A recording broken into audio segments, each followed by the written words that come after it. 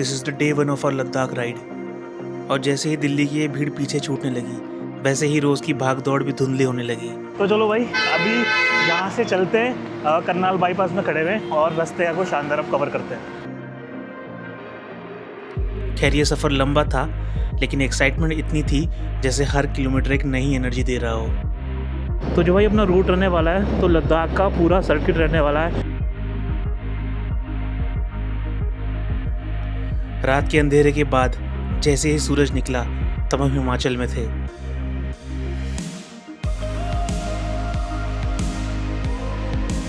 और जैसे ही हिमाचल शुरू हुआ वैसे ही लैंडस्केप बदलने लग गया।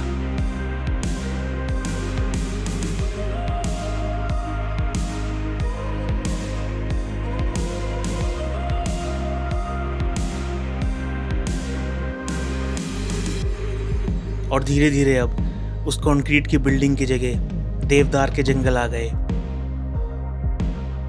हॉर्न की आवाज की जगह नदियों का शोर सुनाई देने लग गया।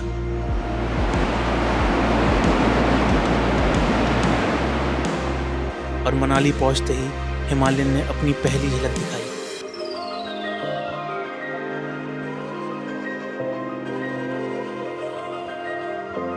और पहली बार यहाँ आकर लगा कि शायद सुकून किसी जगह का नाम नहीं, बल्कि एक एहसास है।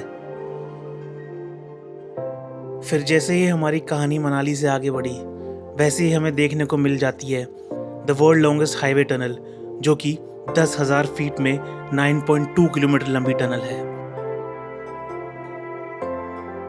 और जैसे ही आप इस टनल के अंधेरे से बाहर निकलते हो, सामने जो दुनिया होती है वो बिल्कुल अलग होती है।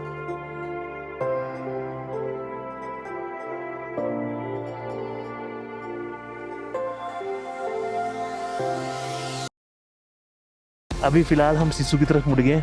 सामने अगर देखोगे तो वो है अपनी अटल टनल, और ये वाले रास्ते में जा रहे हैं सिसु। तो सिसु तक तो मैं गया हूँ, मगर सिसु के आगे मैं नहीं गया हूँ। तो अब जो राइड का अलग एक्सपीरियंस होने वाला है वो आपके साथ शेयर करने वाला हूँ।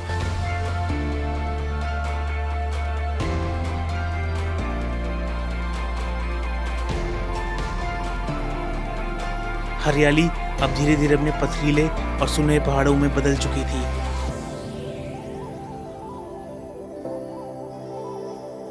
अब हर एक मोड़ के बाद एक अलग ही लैंडस्केप सामने आ रहा था।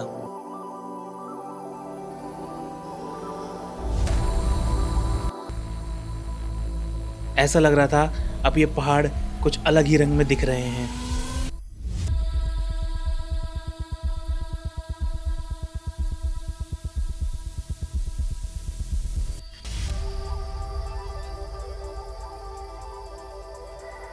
और अब आपको एल्टीट्यूड बढ़ने का एहसास होने लग जाएगा। अब यहाँ हवा पतली और बर्फीली होने लग जाएंगी, और साथ ही में टेम्परेचर भी तेजी से डाउन हो रहा था।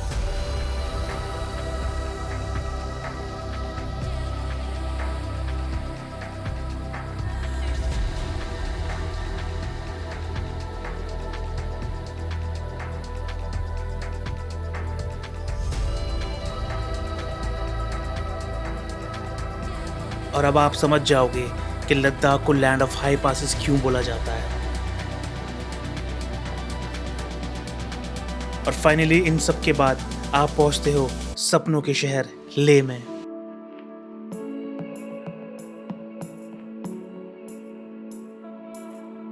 और ये बस एक शहर नहीं, बल्कि उन हजारों सपनों की मंजिल है जो हर साल दुनिया भर के राइडर्स को अपनी तरफ खींच लाती है।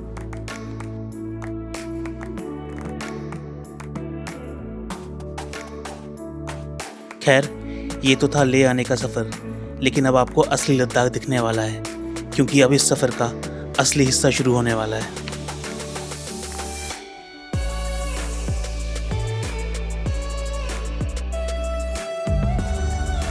और आज का रास्ता मुझे उस जगह ले जाने वाला था जिसका नाम सुनते ही हर राइडर के चेहरे पर एक अलग ही मुस्कान आ जाती है।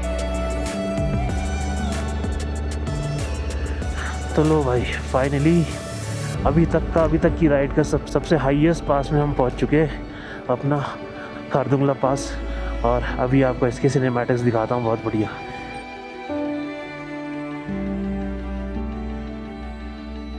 17,500 फीट में खारदुंगला की ऊंचाई पर खड़े होकर सिर्फ एक ही एहसास था कि हम कितने छोटे हैं और कुदरत कितनी बड़ी।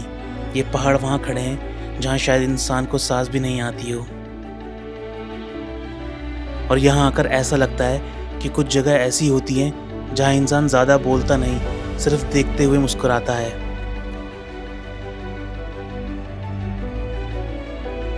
सबसे हाईएस्ट पास अभी का।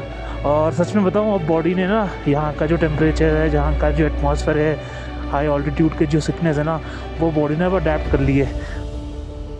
और अब खारदुंगला से धीरे धीरे रोड नीचे उतरने लगी और सामने खुलने लगा एक ऐसी वैली का रास्ता जहाँ एक तरफ बर्फ से ढके पहाड़, एक तरफ बहती शोक रिवर, तो दूसरी तरफ हुंडर के सैंड ड्यून्स। और नुब्रा वैली के ये नज़ारे देखकर ऐसा लगने लगा था जैसे राजस्थान और हिमालय ने एक दूसरे से हाथ मिला लिया हो। यहाँ के रेत के मैदानों में चलना, इन डबल हम कैमल को देखना, ये शायद सिर्फ लद्दाख ही करवा सकता है। लेकिन सच बताऊं, लद्दाख की कहानी अब और गहरी होने वाली थी, क्योंकि अगली सुबह रोड मुझे हिंदुस्तान के उस कोने की तरफ ले जा रही थी जहां आम लोगों की यात्रा खत्म होती है। Alright people, good morning from Nubra valley. और आज का प्लान ये है कि जैसे कि मैंने आपको बताया था कि हम जाएंगे इंडिया पाकिस्तान बॉर्डर। एक नदी है, तो नदी के उस साइड पाकिस्तान है और इस साइड इंडिया है। यहाँ आके ऐसा फील हो रहा है कि बस अब मैं बॉर्डर में पहुँचने वाला हूँ और एक तरफ पाकिस्तान है और एक तरफ चाइना है और उसके बीच में हम इन रोडों में चल रहे हैं। रास्ते धीरे धीरे और सुनसान होते गए। हर किलोमीटर पर आर्मी की मौजूदगी बढ़ने लगी। तो यहाँ पे होगी अपनी एंट्री और ये पहला चेक पोस्ट यार अभी तक का जो भी हमारी लद्दाख राइड थी। और तब एहसास हुआ कि हम सिर्फ एक टूरिस्ट डेस्टिनेशन की तरफ नहीं, बल्कि उस ज़मीन की तरफ बढ़ रहे हैं जहाँ देश की सरहद सांस लेती है।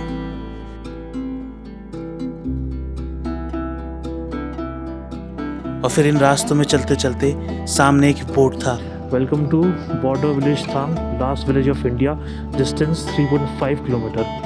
तो तुर्तुक से लेके थांग तक जो पाकिस्तान है उसने पूरा कब्जा कर दिया था और उसके बाद हमारी इंडियन आर्मी ने उनको धकेल के पीछे किया था। और उस बोर्ड को क्रॉस करते ही दूर पाकिस्तानी इलाका नजर आने लग गया था। बीच में सिर्फ एक सरहद थी और सरहद पर हमारे जवान हर मौसम, हर दिन और हर रात अपनी ड्यूटी निभा रहे थे। यहाँ आके ऐसा लगा कि हम तो बस कुछ घंटों के मेहमान हैं, लेकिन वो सालों से इसी ज़मीन के पहरेदार। और फिर ये समझ में आने लग गया कि सबकी लाइफ एक जैसी नहीं होती। कुछ लोगों के लिए शायद से ये एक टूरिस्ट स्पॉट हो, लेकिन कुछ लोगों के लिए जिम्मेदारी। मैं 18 साल पाकिस्तान में रहा, वही कहूँ आप देख लिया प्राणू। हमारा माँ बाप बीबी घर जमीन पूरा पाकिस्तान, मैं अकेले इंडिया में रह गया। क्या करेगा, अपने मुकद्दर में जो यही लिखा हुआ। खैर ये तो थी थांग की जर्नी, लेकिन अब जो जर्नी आने वाली है वो मंजिल ही नहीं, बल्कि वहां तक जाने वाला रास्ता भी बहुत खूबसूरत था। कभी रोड नदी के साथ साथ चलती, तो कभी ऐसा लगता कि ये रास्ता पहाड़ों के अंदर से होते हुए जा रहा है। और फिर दूर से एक नीली लेक दिखनी शुरू हो जाएगी। तो भाई वो देखो, वो रही अपनी पैंगोंग लेक। अभी तो इतना सा दिख रही है ना, अब आपको मैं इस पूरी लेक को दिखाता हूँ। और जैसे ही आप इस लेक के पास जाते रहोगे, उतनी ही ये बड़ी होती दिखाई देगी और उतना ही यकीन करना मुश्किल हो जाएगा। खैर तस्वीरों में तो ये लेक हजारों बार देखी है, लेकिन खुद की आंखों से इस लेक को एक्सपीरियंस करना कुछ अलग ही था। चारों तरफ पहाड़ की गोद में लेक और उसमें दिखता इन पहाड़ों का रिफ्लेक्शन कुछ अलग ही फीलिंग दे रहा था। और यहाँ खड़े होके ऐसा लगता है कि ये लेक शुरू तो होती है, लेकिन कभी खत्म नहीं। लेकिन कहानी अभी खत्म नहीं हुई थी, क्योंकि अब कहानी धीरे धीरे घर की तरफ मुड़ रही थी। और रास्ते में हमारा इंतजार कर रहे थे the moon land of India, Lamayuru. यहाँ के पहाड़ पहाड़ नहीं, बल्कि रेत के टीलों से सुनहरे रंग के दिखते हैं और उनके बीच से निकलती हुई एक पतली सी रोड। यहाँ आके ऐसा लग रहा था कि जैसे पहाड़ बोल रहे हों कि मैं हर रोज़ एक जैसा नहीं दिखता, और शायद से इसी रीज़न से लद्दाख को इतना खास बनाया है।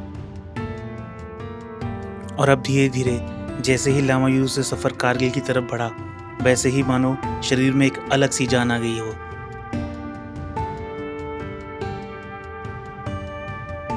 कारगिल वॉर मेमोरियल देख के ऐसा लगा मानो वहाँ का हर एक पहाड़ हमारे वीरों को सल्यूट कर रहा हो। और जैसे ही आप कारगिल वॉर मेमोरियल से आगे बढ़ोगे, वैसे ही आपके सामने खड़े होंगे दुनिया की सबसे ठंडी आबादी वाले इलाकों में से एक जगह, द्रास। और यहीं था हमारे पूरी लद्दाख का आखिरी पास, जोजिला पास। और जब आप इस पास के नज़दीक बढ़ते रहोगे, रास्ते धीरे धीरे डरावने होते रहेंगे, खाई उतनी ही गहरी होती रहेगी और हाइट उससे कहीं ज़्यादा ऊंची।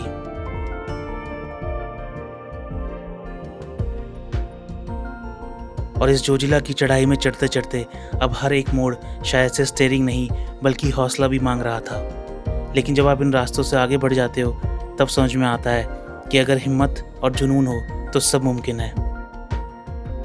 अब धीरे धीरे लद्दाख पीछे छूट रहा था। जोजिला के बाद सब बदलता दिखाई देने लग गया। अब शहरों की गर्माहट फील होने लग गई थी।